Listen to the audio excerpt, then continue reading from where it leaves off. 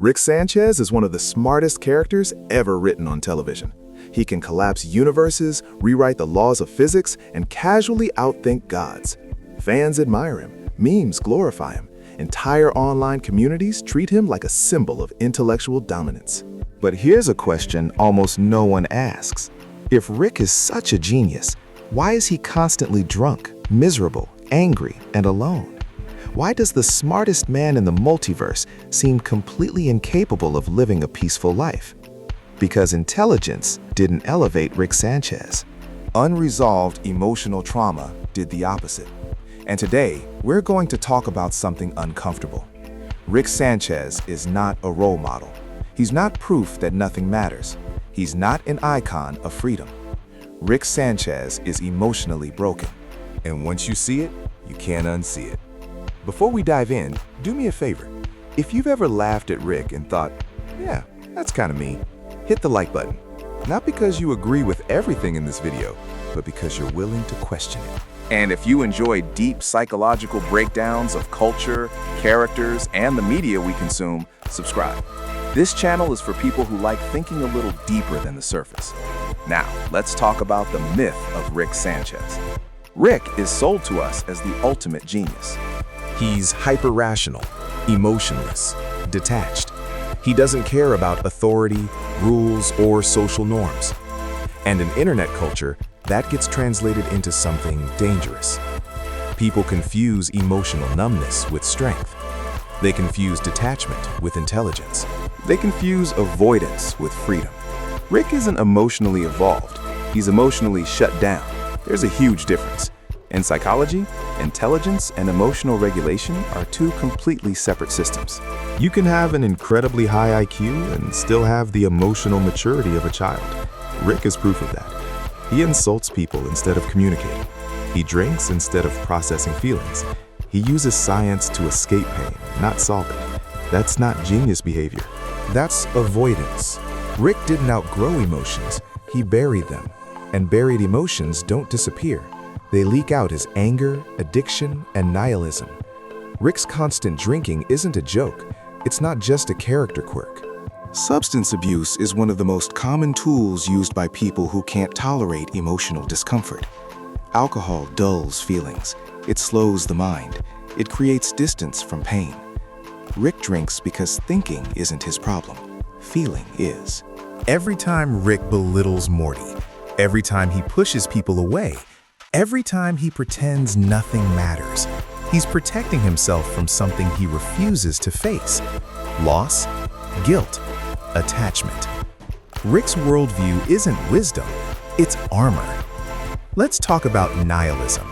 Rick's philosophy can be summarized in one sentence: nothing matters. Fans love this. They quote it. They wear it like a badge of intelligence.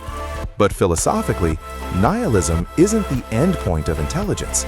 It's often a coping response to pain. When reality hurts too much, one option is to decide that reality itself is meaningless. If nothing matters, then nothing can hurt you. That's the trick. Rick didn't arrive at nihilism through enlightenment. He arrived there through trauma. The show hints at this over and over again. His wife, his past, the versions of himself across timelines.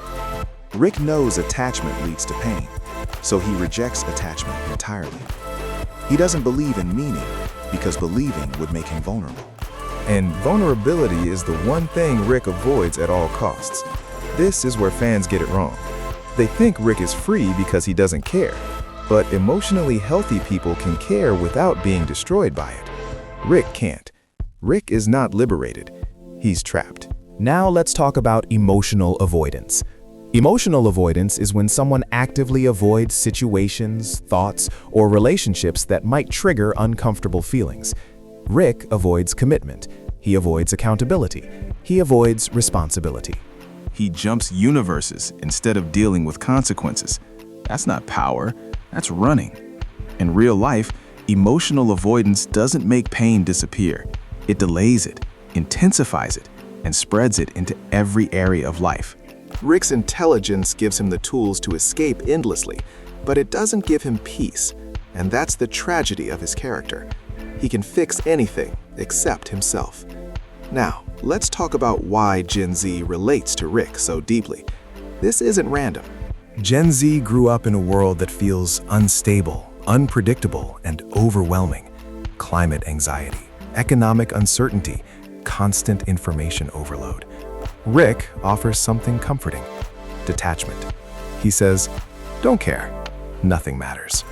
Laugh at the chaos." That feels soothing when the future feels threatening. But here's the danger. Relating to a character's pain doesn't mean copying their coping mechanisms is healthy. Rick's way of dealing with reality is destructive. It isolates him. It destroys relationships. It keeps him miserable. Admiring Rick without understanding him turns trauma into an aesthetic. It turns emotional numbness into a personality. And this is where we need to slow down and be honest. Rick is not what happens when intelligence peaks.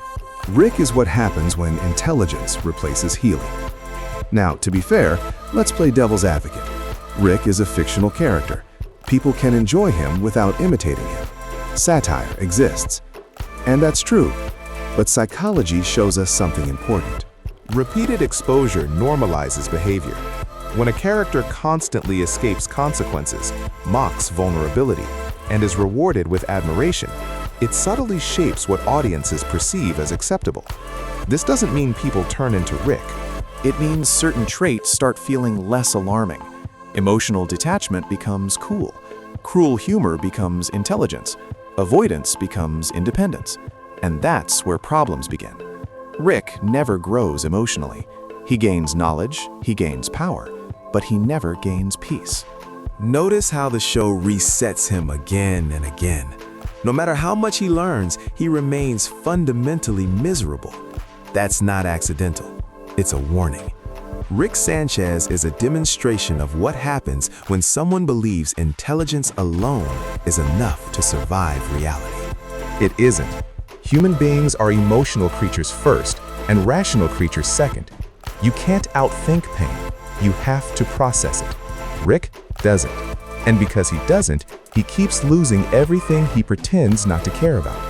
Now ask yourself this: why do people defend Rick so aggressively? Because criticizing Rick feels like criticizing intelligence itself. But that's a false connection. You can value intelligence without glorifying emotional self-destruction. You can admire creativity without worshiping nihilism. Rick isn't smart because he doesn't care. He's broken because he refuses to. And here's the most uncomfortable truth. Rick knows this. Deep down, he knows it. That's why he hates himself. That's why he drinks. That's why he sabotages relationships before they get too real. Because if Rick ever slowed down long enough to feel everything he's been running from, it would crush him. So he stays moving. He stays sarcastic. He stays distant. And people mistake that for strength. Rick Sanchez is not a goal.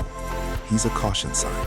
He shows us that brilliance without emotional health leads to isolation, that detachment isn't wisdom, that nothing matters is not a philosophy, it's a defense mechanism.